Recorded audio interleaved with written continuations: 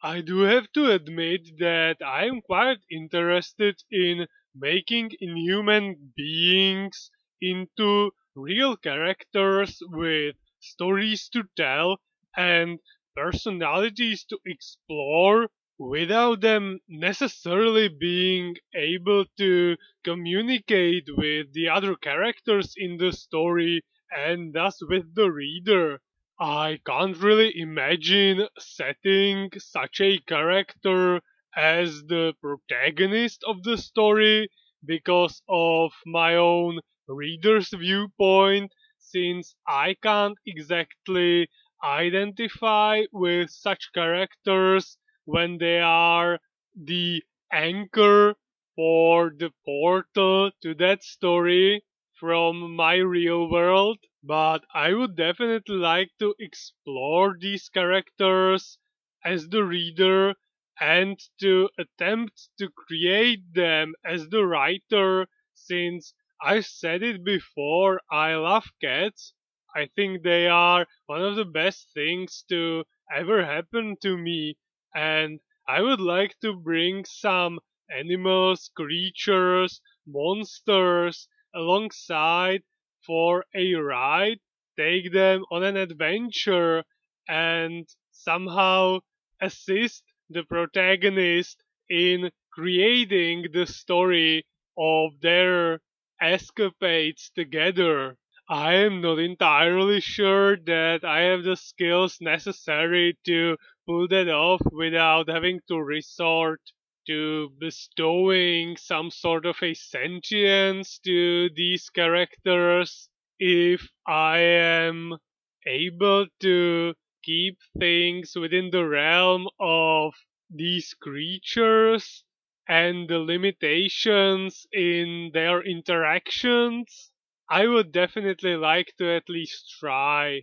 Anyway, I'll cut the intro short and move on to the rapid arrows and their adventures, the never ending fight with the Brotherhood of the Cat's Paw, and their current situation with the trilobite, and how they are going to deal with the interruption from the Brotherhood and from the two friends, Whistler and Fatty. Well, Mirek is climbing up from the abyss using the now reclaimed rope. Longpole, still a prisoner down there, attempts to warn Bristles that a disaster is approaching and that he needs to immediately slacken the rope to prevent him from reaching the top. Speedy though shuts him up, and above, Bristles is having some troubles with the rope since the knot is really tight and his hands are shaking from the fear. Well, it's too late. Mirek makes it, and the Brotherhood chooses a tactical retreat even though it's 2 against 1. He then shouts instructions down the hole, and while everyone is climbing, Bohosh and Bristles notice Whistler, who was spying on the whole situation behind a rock. Bohosh is still holding the grudge from Whistler escaping and cutting off the ropes of their signal flags while he is running away screaming for mercy, but then he slips down a short slope and something gives under his weight in his leg. Well, neither Bohosh nor Bristles want to have anything to do with that. They are running away in fear that someone might blame them for it. Well, meanwhile, rapid arrows are all up from the chasm.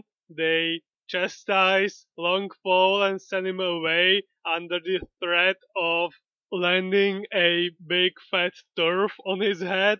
And while everyone was climbing up, Redcap managed to get the trilobite out from the rock, and when they are leaving with Fatty as well, they hear someone screaming for help, and it's Whistler, even though he attempted to somehow damage the interests of the Rapid Arrows and betrayed Fatty.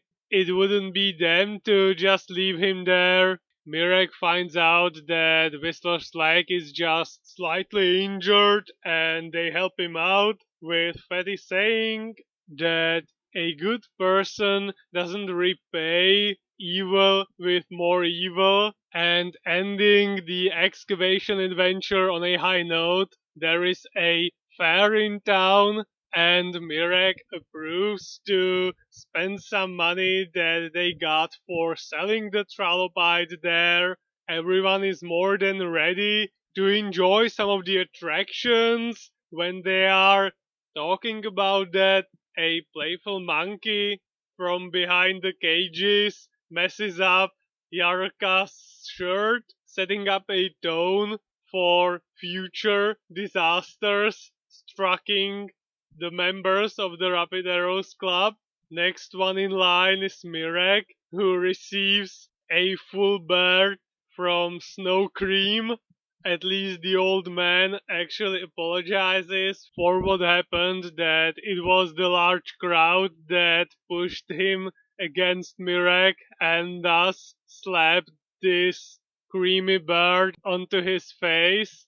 Everyone from the club is laughing, just the Arcas wonder what's going to happen to the rest of them is still hanging above their heads like the sword of Damocles, and it's happening. Someone is advertising some new piece of technology, a small apparatus that, according to the person, even the simplest child can use, and he picks Yindra for a demonstration. Not even Redcap is spared when his famous cap is thrown by a really rude old lady into a big basin full of, and now I'm not sure which term to use. In Czech it's lak, in English it's either brine or pickle, the fluid that's used to preserve, well, pickles. And instead of apologizing like the old man did, she tells him that at least it's going to get washed in there. Well, the four boys are sitting there on some crates listening to Speedy brag about how he's the child of the lucky star, gloating at all of them getting cleaned after their respective misfortunes, but we'll see if it lasts for Speed as well, if he's going to survive the day untouched. A new attraction they come by, a test of strength to bend a dummy all the way down to a nearby table with a singular hit. One man is going to attempt it, and Speedy is standing dangerously close to the dummy. Well, the man swings hard, and even though he manages to bend the dummy all the way down, he also manages to send Speedy flying. He glides past an old lady selling trinkets who exclaims that she's been going to a fair for the past 30 years and this is the first time she's ever seen an attraction like this. Well, he passes her and lands destroying a stand of a poor fortune teller, sending packs of tarot cards and her parrot assistant into the air. So everyone got their dose of the fair. A certain individual got an extra large serving, and it's time to decide the destination of their next grand adventure for the incoming holiday. They are going far away to the south, a land full of ponds, rivers, and islands. Well, when Speedy is packing, he can already foresee his own hapless future and thus asks his mother to pack all clothes double just in case. Well, next day, the rest of the club is waiting under Speedy's house, and Speedy is nowhere to be seen. The train is not going to wait for anyone, so Indra's going to check on him, and he finds him with enough bags to finish a tour around the whole world, with his mother saying that this one duet just couldn't fit anywhere and asks if any of the other boys could maybe help him carry it. They surprisingly did not miss the train and are playing a game.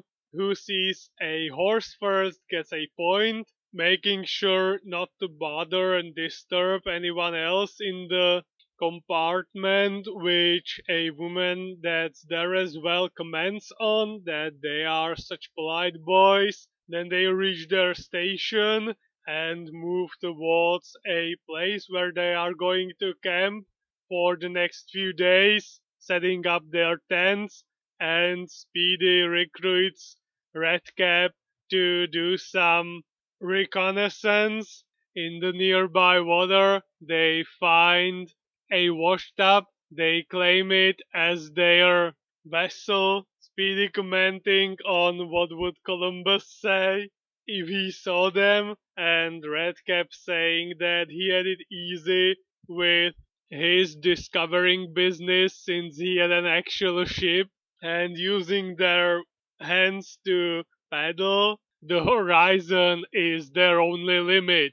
So that's where I'm going to stop. Next time, more side characters and more adventures of the Rapid Arrows Club.